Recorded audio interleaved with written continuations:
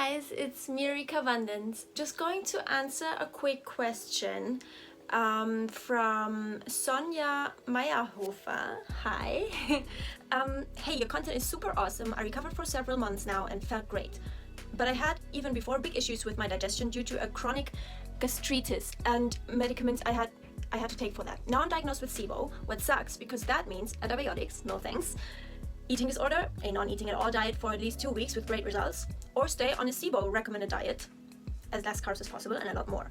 No matter what way I'll choose, the best results are achieved by doing the SIBO diet for some time after antibiotics or eating disorder diet. It means a lot of forbidden foods again. Vegan is almost impossible if you don't want to eat tofu twice a day. I was really proud of me for just going to the shop and buying a packet of vegan gummy bears, for example, when I craved for it, and just ate it without guilt. You had a lot of issues with your gut too. Did you hear of SIBO, and did it, your individual problems, cause you problems in recovery? Yes, very excellent question. I'm going to go into the 3 options that you have according to your doctor. Antibiotics. You're right saying no thanks. I am so against antibiotics. Like, if it doesn't have to be for you not to die, I would always opt against it. Reason being is because your gut health relies on your microbiome, on your bacteria, and anything that kills it, and antibiotic means anti-life, like it's like it just kills anything that is alive in your gut, and your health is so much based on the bacteria you have in your gut. So if you're dealing with SIBO, and I'm going to get to that in a minute also because there are so many misdiagnoses going on as well. If you're dealing with SIBO, you want healthy gut bacteria going on in your gut. You don't want to kill what you have left. Of course, you also might have pathogens or bad bacteria, and of course you don't want them in your gut, but the way to get rid of them is not by just killing everything down there. So I would agree with you if I were you. Like, disclaimer, I am not a doctor. Don't take, like, okay, you just have to be aware of that. I'm not claiming to be anyone who has a degree in this, but for me personally, from my personal research and from my own personal experiences, antibiotics are not a good idea if you're trying to solve any kind of gut problem. So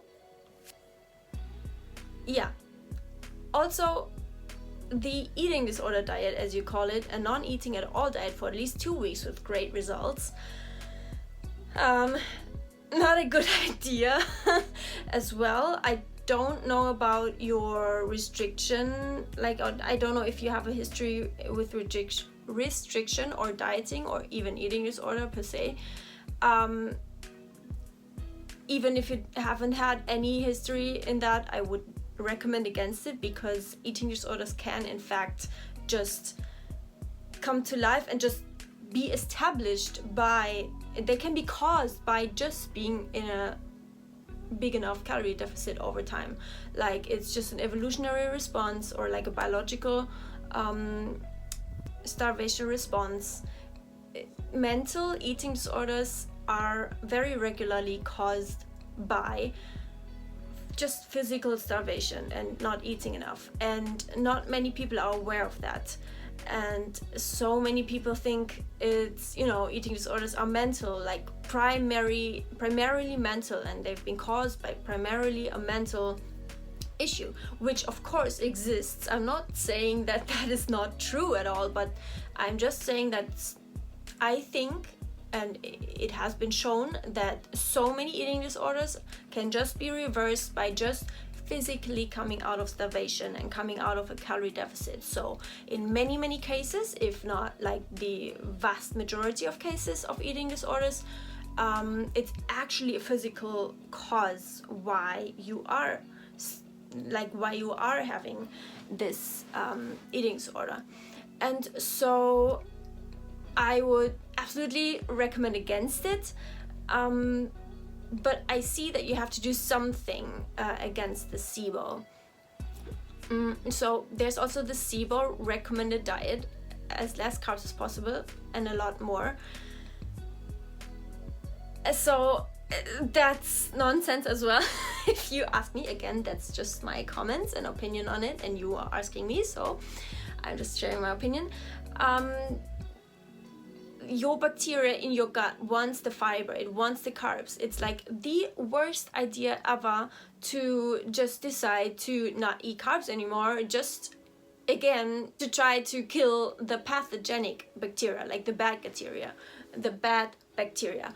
And so it's just, you know, you are like with the antibiotics, you're solving one problem and you're creating another one, like down the path. You're just creating a different kind of imbalance, or it's just you don't want to kill the pathogens while also killing the good bacteria. So what's left? It's like I've said, kind of don't do it for all of the three things. For those who don't know, SIBO is small intestinal bacterial overgrowth. And I also had a lot of gut issues going on. What you want to do is really, you want to eat plants. Your good bacteria wants the fiber. It lives on it. If you don't do that, there's no way you're going to achieve gut health in total. So what you really want to do is what many people do with candida, is eat whole foods, plant-based, and low fat-ish.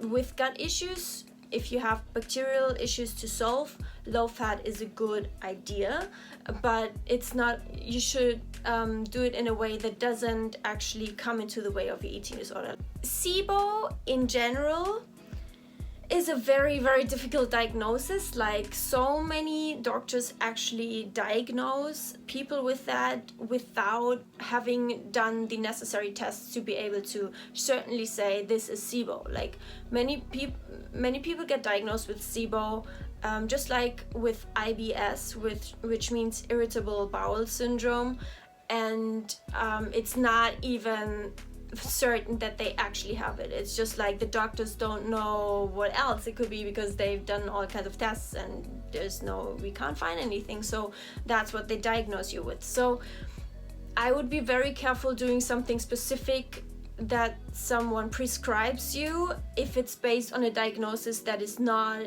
100% certain. I would go, if I were you, I would go with my gut like you already do, and I would try to think logically, like, is this really going to help me? And I agree that those three options don't sound helpful at all in the long run. You're just trying to solve one problem while creating another one. So what I would do in your case is eat whole food, plant-based, and a low-fat approach in order to keep candida or other bacteria in check. And then I would make the food that I'm eating as easy as digestible as possible. And the way I do that, I will do in the next video. You can actually make your whole plant foods much more easily digestible, so they won't cause you any problems, whereas in their whole form, for example legumes or nuts, they're actually very hard to digest, and the more the pieces that you chew, you know, that the bigger the pieces are, the more any pathogenic bacteria that you want to get rid of can be also, you know, feeding off of them. And I would recommend you try a processed whole food plant-based diet. And what I mean by that is not what you might think right now, but I'm going to go into detail in the next video, because that's also what you asked, right? That's your next question, like what did you eat at first, and how did you get enough calories in your food so they wouldn't get too big and made you feel stuffed without being able to use all the whole foods you are using now?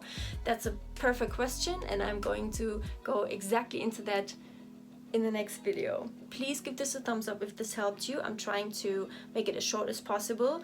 Give this a thumbs up and let me know your stories of SIBO or gut health in the comments. And really, your interaction in any kind of way with my videos helps me so much, and I thank you very much for that. See you!